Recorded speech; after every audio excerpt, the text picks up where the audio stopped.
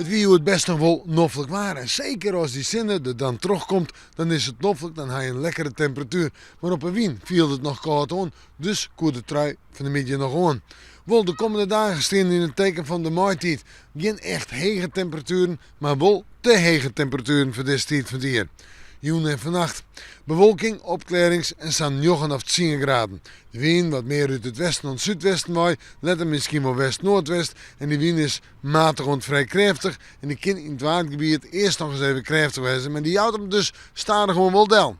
En morgen ja, dan hebben we het over zinnen. Flink wat zin ik. En ik nog wel wat bewolking. Temperaturen binnen prima, zit tussen de 12 en de 15 graden.